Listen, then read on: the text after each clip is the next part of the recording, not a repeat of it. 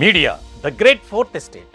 ప్రజాస్వామ్య దేశంలో ప్రజాస్వామ్యం నిలబడేందుకు ప్రజల కష్ట సుఖాలను సమస్యలను ప్రభుత్వానికి అలాగే ప్రభుత్వం తీసుకునే నిర్ణయాలను చట్టాలను ప్రజలకు తెలియజేసేందుకు వారధిలా పనిచేయాల్సిన మీడియా నేడు తన విలువ తానే దిగజార్చుకుంటుంది. ఉన్నవి లేనట్లుగా లేనివి ఉన్నట్లుగా చూపుతూ నిసిగ్గుగా తన విలువల వలువలు తానే తీసేసుకుంటుంది. ఒకప్పుడు మీడియాలో వార్త వస్తే ప్రజలు నమ్మేవారు. అటు నాయకులు అధికారులు ఆ వార్తను చూసి కంగారుపడి దానిని సరిచేసేందుకు నానా తంటాలు పడేవారు. కానీ నేడు మీడియాలో వస్తున్న వార్తల్లో సగానికి పైగా తప్పుడు రాతలు, తప్పుడు వార్తలు. ముఖ్యంగా సోషల్ మీడియాలో వచ్చే వార్తలైతే 100కి 90% అబద్ధపు వార్తలే అవుతున్నాయి. ఎక్కడో ఏదో జరిగితే దానిని తమకు నచ్చినట్లుగా మార్చుకుని కుదిరితే మార్ఫింగ్ చేసి లేదా ఏఐ వాడి తమకు నచ్చినట్లుగా వేసేస్తున్నారు. అది చూసిన ప్రజల్లో కొంతమంది నమ్ముతున్నారు. ఇలా ఎవరిష్టం వచ్చినట్లుగా వారు చేయడం వల్ల మీడియాపై ప్రజల్లో నమ్మకం పోయింది. ఏది నిజమైన వార్తో ఏది ఫేక్ వార్తో తెలియని అయోమయ పరిస్థితి తలెత్తుతుంది. రాజమహేంద్రవరం ప్రభుత్వ ఆసుపత్రిలో మహిళా దినోత్సవాన్ని పురస్కరించుకుని స్టాఫ్ నర్సులు చేసిన డ్యాన్స్ వీడియో ఇందుకు ఉదాహరణ.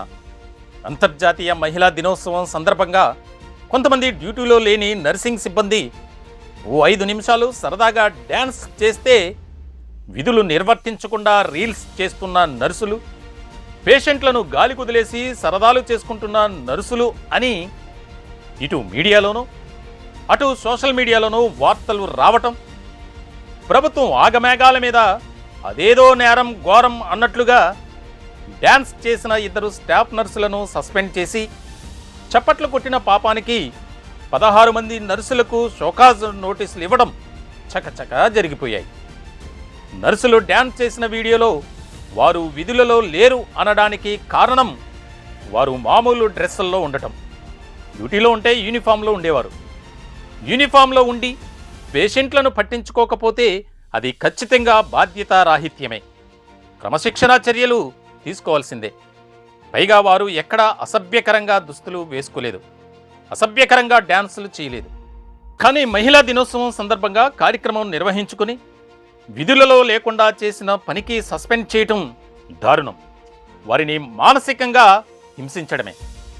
విధులలో లేకపోయినా వారు సరదాగా ఉండటమే నేరమే అయితే కొద్ది రోజుల క్రితం రాష్ట్ర ఎమ్మెల్యేలు, ఎమ్మెల్సీలు, మంత్రులు విజయవాడలో జరిగిన క్రీడా పోటీల సందర్భంగా డ్యాన్సులు వేశారు, నాటకాలు వేశారు.